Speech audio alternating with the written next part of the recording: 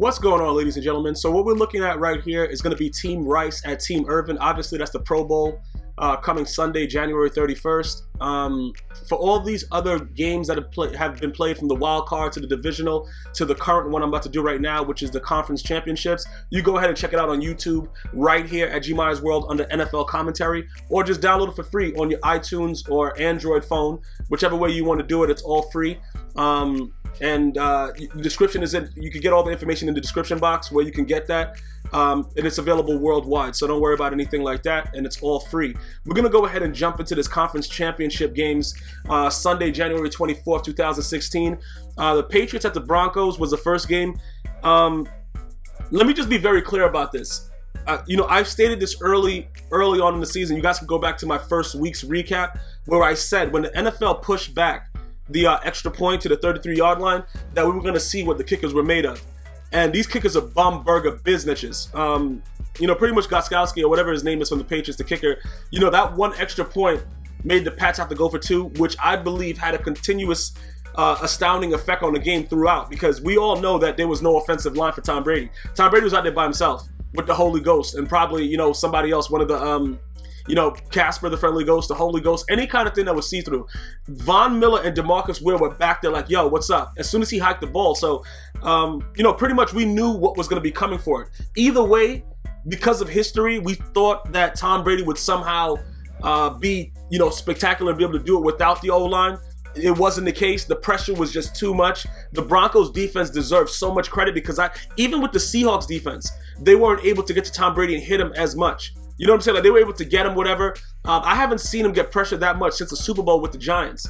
He was just getting hit all over the place, bro. Like, every time I look, I remember one play when they went for it on fourth down. DeMarcus Ware was like, what's up? He just timed the snap, and he tried to do a bootleg, whatever, naked bootleg, and he threw the ball immediately. But DeMarcus Ware was right in his face. Chris Harris Jr. made the play immediately. Listen, I know that's an intentional play not to block the defender, if you guys know about football. With the naked bootleg or whatever they were doing right there. But DeMarcus Ware was just there way too fast. And still, they only won by 2. Peyton Manning, he did exactly what he needed to do. He managed the game, and I know that was kind of crazy because usually it's the other way around. But he did exactly what he needed to do. He managed the game, and let the Broncos defense, he just didn't put them in a position where they could lose. You know what I'm saying? Where they were going to be in a situation where it was like, what the F are you doing, Peyton, and throwing picks and stuff like that. It was Tom Brady who was throwing picks and things like that. So, everything was kind of reversed, and it worked out in the Broncos' favor. But I'm going to tell you this. Vollmer and all those boys that were there at the game, they have to be ashamed of themselves. Von Miller was getting right in. DeMarcus Ware was getting right in. It was like a sack party, bro. Like, everybody was just back there. It's not much that you can expect from anyone to do when guys are getting so much pressure immediately like that. Even the great Tom Brady. He's like a dink and dunk guy. He's trying to throw the ball 5 yards. He's more of a West Coast offense type dude. Bro, there was nothing there. I saw some plays where the dudes are just all over everybody for 20 minutes. I didn't know what was happening. The man coverage was crazy. The zone was crazy. The Broncos deserve a lot of credit for that game plan, bro. I'm telling you this right now. That right there, that was some craziness right there. I'm going to tell you right now. I did not expect that to happen. I was one of those guys that just went with the fact that, Tom Brady has always been able to, supersede whatever Peyton Manning has done. Not this Sunday. It was unbelievable, bro, because the defense just made him look ordinary. It was a lot of passes. He just throwing the ball right into the dirt. I thought he was Jamarcus Russell a couple times, but then I realized he was Caucasian. But it was really, really wild, man. Pretty much, it was a beatdown of the defense versus that O-line. It was that was the name of this game. It was D-line versus O-line, and the Broncos just completely obliterated Tom Brady. And the O-line, he was just, he's gonna have to ice for mad long and keep his Uggs outside of the ice bath, bro, because it was really, really bad, bro. As far as the Patriots going forward, they lost a lot this year. Obviously, we know they're gonna always be back in the mix.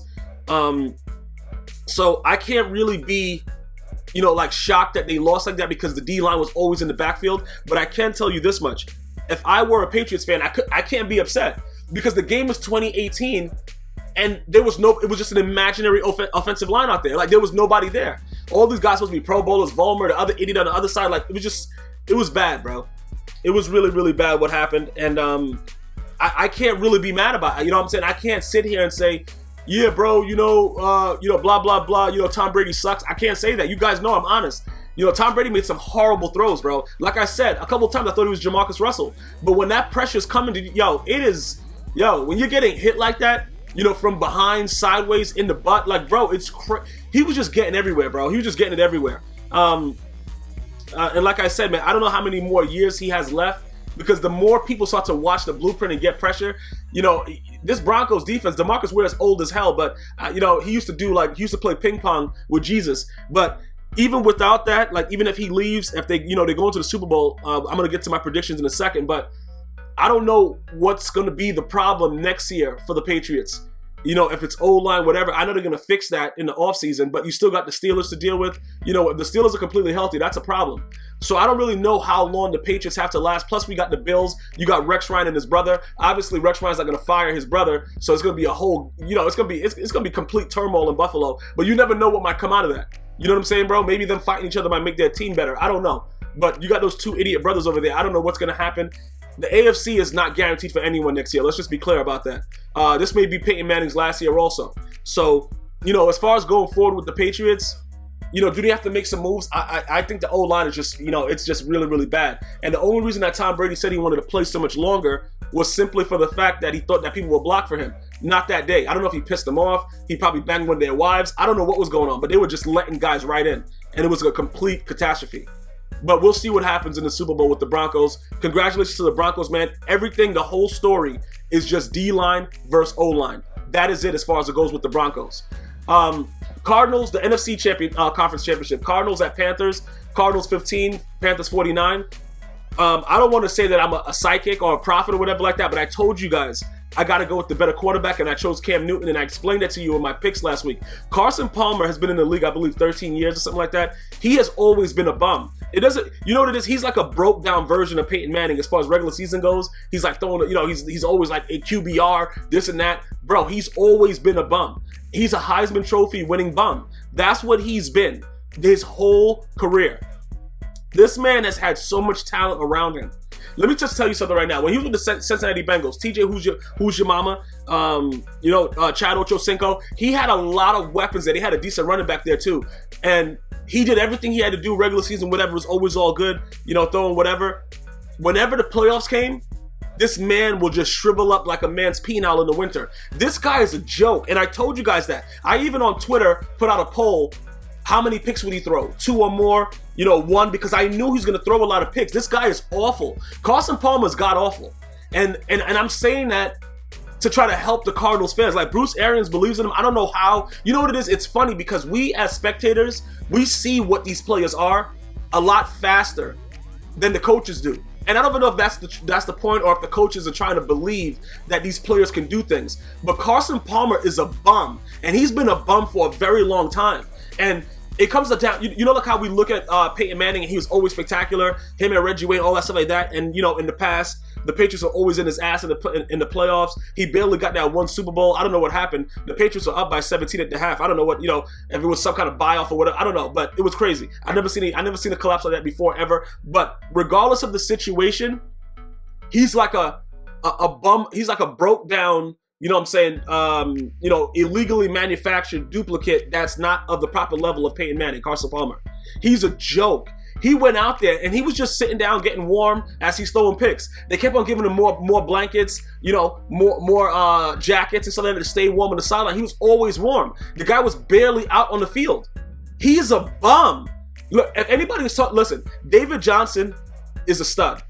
We don't really need Chris Johnson to come back. He go shoot himself in the car, do something, whatever he wants to do. Keep the bullet lodged in his arm, whatever he's doing. Let him do whatever he's doing. David Johnson is there to stay. He tried his best to do whatever he could do to keep the Cardinals in the game. Patrick Peterson, we knew he muffed that one punt. I felt so bad for him because he's such a great player. Things like this happen. And this is why I'm trying to tell everybody. When the pressure's on, people make a lot of mistakes, bro. You got to really be conscientious of the fact that, look, I got to make sure I can get through this. They didn't play well the week before, so I knew that they were going to lose this game. The Packers were supposed to win that. the Packers were supposed to easily beat the Cardinals because Carson Palmer tried to throw picks to everybody that was there. He tried to throw a pick to one of the kids in the front, you know what I'm saying, bro, where Cam Newton gives the balls to. Carson Palmer is a horrible and horrific quarterback. He's horrific.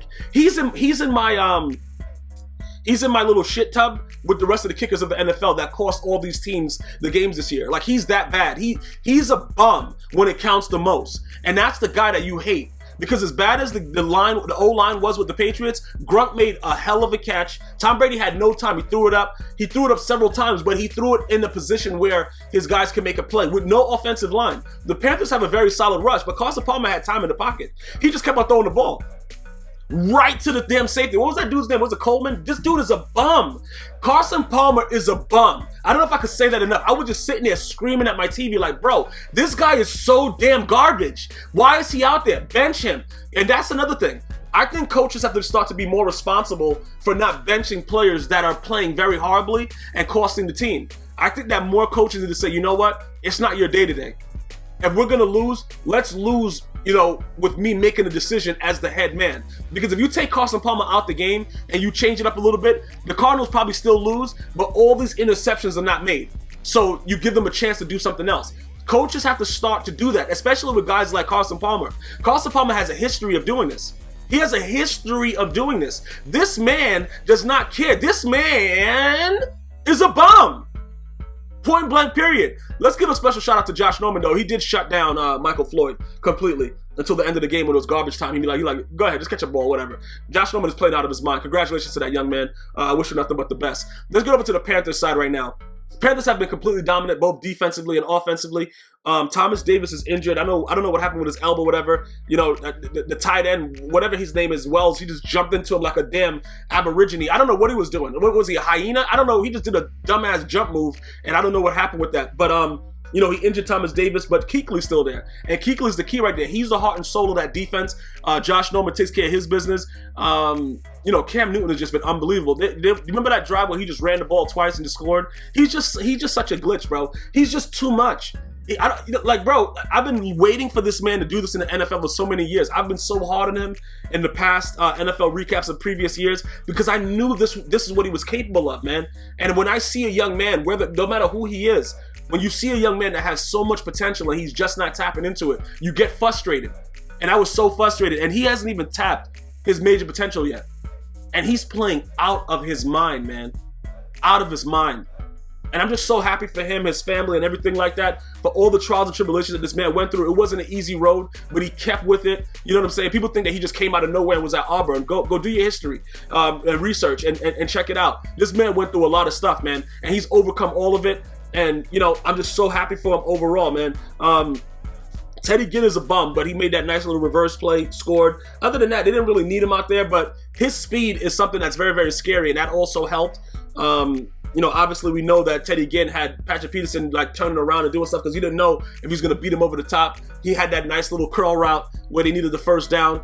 Greg Olsen was a stud. Jonathan Stewart's a stud. The defense overall is playing crazy. Was it Latulele or whatever kind of lay? Or what kind of name? What Charles Johnson? No, these boys is not playing around. Getting rid of Greg Hardy was the best thing. Greg Hardy probably beating like 3 women right now. Like, bro, I should have toned it down a little bit. But, you know, regardless of that, man, the Panthers are ready to go, man. And I'm going to tell you this right now.